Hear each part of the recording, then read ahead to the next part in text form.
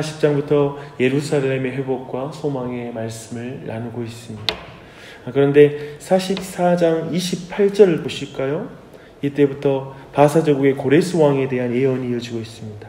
고레스에 대하여는 이르기를 내 목자라 그가 나의 모든 기쁨을 성취하리라 하며 예루살렘에 대하여는 이르기를 중건되리라 하며 성전에 대하여는 내 기초가 놓여지리라 하는 자니라.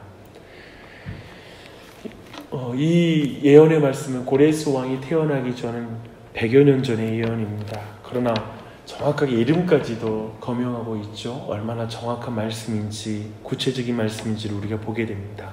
고레스 왕은 바벨론의 포로로 잡혀간 이스라엘 백성이 다시 이스라엘 땅으로 돌려보내도록 하고 또 성전이 다시 중건될 수 있도록 재건되도록 명한 왕으로서 하나님은 그를 그의 종이라고 부르고 있고요. 그리고 기름 부은 자라고 말씀하고 있습니다. 그런데 이게 아주 특별한 표현입니다. 이방 왕을 향하여 종과 기름 부음 받은 자라는 칭호를 주는 것은 정말 놀라운 표현이 아닐 수 없습니다. 우리가 아는 것처럼 기름 부음 받는 자는 대제사장과 그리고 왕과 그리고 선지자에게 기름이 부어집니다. 근데 하나님을 알지 못하는 왕이에요, 고레스가. 근데 그에게 기름 부음 받은 자라고 말하고 있습니다. 이러한 칭호를 준 것은 굉장히 파격적인 걸 넘어 충격적인 그런 칭호입니다. 근데 여기서 기름 부으심은 사실 구원을 받는다라는 그러한 의미까지 포함되는 게 아니라 하나님이 사명을 맡기시는 것에 집중되어 있다는 걸 기억할 필요가 있습니다. 고레스가 기름 부음을 받은 것은 이제 하나님이 기뻐하신 일을 이룰 것이기 때문에 그에게 기름 붓는다는 걸 44장 28절을 통해서 우리는 확인할 수 있었습니다. 성경은 사실 고레스만이 아니라 바벨론의 느부갓네살 왕에게도 종이라는 표현을 예레미야 25장 9절을 보면 동일한 표현을 하고 있습니다. 고레스는 이스라엘 곧 하나님의 택한 백성을 구원하기 위하여 하나님이 지명하여 부른 자이고요.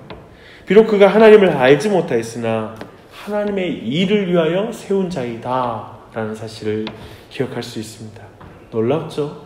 하나님의 그 놀라운 온 열방을 통치하고 정말 온 우주의 주인이라는 사실을 분명하게 드러냅니다. 근데 강조되는 것은 고레스가 알지 못하나 하나님은 회복을 위해서 일하고 계시다는 사실입니다. 이미 100여 년 전부터 이미 고레스의 이름을 아시고 그를 부르시고 또 이스라엘 백성이 망하기 전에 이제 바벨론 땅에 끌려갈 것을 아시고 구원자를 예비하고 하는 이 모든 과정을 하나님은 여전히 일하고 계시다는 사실이죠. 그런데 9절부터 15절을 보니까 이스라엘 백성은 믿음으로 하나님께 반응을 못합니다. 정작 이스라엘 백성은 이제 포로로 끌려가서 하나님께 믿음으로 반응하지 못할 것들을 드러내고 있습니다. 이스라엘은 역사 속에서 당신의 목적을 이루어 가시는 하나님께 대한 확신보다는 도리어 혼란을 경험하게 될 것이라는 걸 보여주고 있습니다.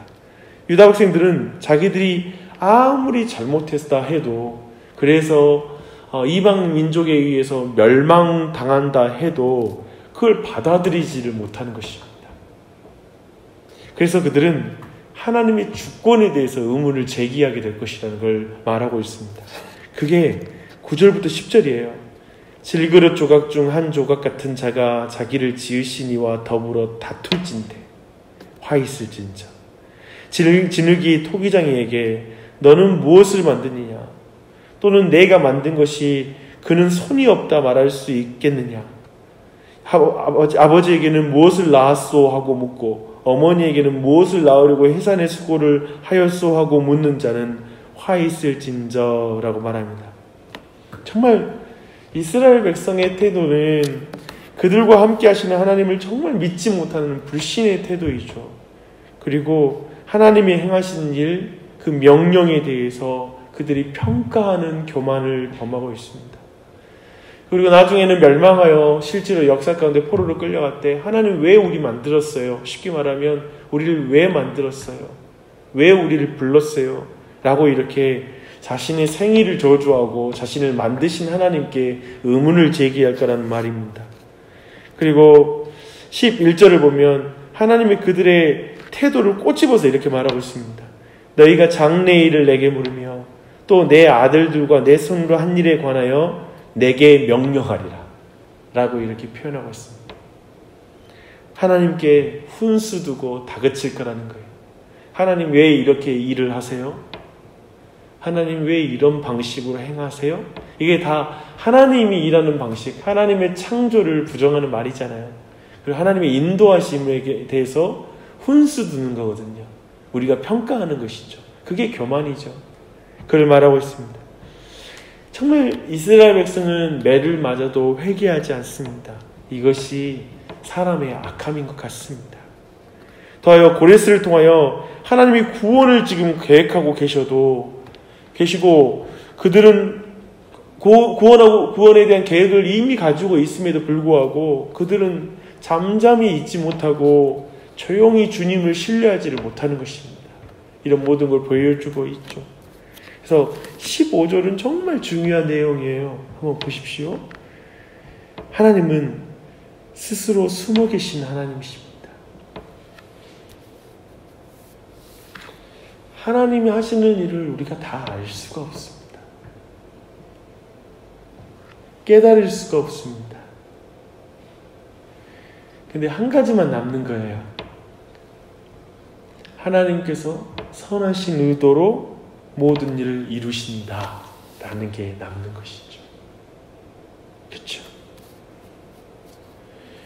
본문은 우리 모두에게 하나님의 위대하심을 드러내고 있습니다. 여러분은 고레스가 태어나기 100여 년 전부터 때와 기한을 정하시고 구원의 역사를 계획하시고 축복 가운데 일하시는 하나님을 믿으십니까? 그분을 아십니까? 여러분 그 하나님을 신뢰하십니까? 지금 이 모든 전 세계적인 모든 바이러스의 사건들 모든 것들을 하나님께서 이미 알고 계셨고 그 모든 것을 주관하고 계심을 믿으십니까? 우리의 짧은 인생 속에서 일어나는 모든 일들이 다 하나님의 손안에 있다는 걸 믿으십니까? 창세전부터 내 이름을 아시고 나를 부르시는 주님을 믿으십니까? 하나님께서 역사와 인생의 모든 열쇠를 쥐고 계심을 아십니까? 우리가 지금 알지 못하고 깨닫지 못한다는 사실이 우리를 향하여 불평하게 하고 그리고 하나님을 향하여 도전하게 만들 합당한 이유가 되지 못한다는 사실을 아십니까? 우리의 인생에 많은 것들이 이해 못하는 일들이 많습니다. 정말 도저히 상상할 수 없는 일들이죠. 생각해보면 코로나19 이 모든 일들도 우리는 이 가운데 하나님의 뜻이 어떻게 있는지 하나님이 이 일을 통하여 어떻게 일하시는지 또 무엇 때문에 하나님의 주권 속에 이것이 허락되었는지에 대해서 이해하지 못합니다. 그래서 어떤 사람이 이렇게 말하겠죠. 하나님 왜 이렇게 행하십니까? 그러니까 하나님의 주권에 이 모든 코로나가 허락되어서 있다는 사실을 막 고백하면 바로 나오는 게 뭐냐면 하나님은 그렇게 악하신가요? 하나님은 어떻게 이 코로나19를 허락할 수 있죠? 하나님 다 다스릴 수 있는데 통치하고 계시는데 왜 이렇게 나쁜 일이 생기죠? 라고 바로 우리에게는 생각이 든다고요. 근데 이사야서의 가르침 이것입니다. 하나님은 숨어 계시는 하나님이시다. 맞아요. 우리는 그분의 뜻을 다 알지 못합니다. 다 이해할 수 없지만 한 가지만 알 뿐이에요. 하나님은 선하시고 모든 걸 합력하여 선을 이루실 것이다 라는 사실을 믿고 이해할 수 없는 이 상황들을 걸어가는 것입니다. 믿음으로 살아가는 것입니다. 오늘도 기도할 때 우리를 향하신 빈틈없는 구원의 계획과 그 일을 이루신 하나님의 주권을 인하여 감사하는 기도를 드리시고 그 가운데 기도하고 나아가는 이 아침이 되시길 바랍니다. 기도하겠습니다.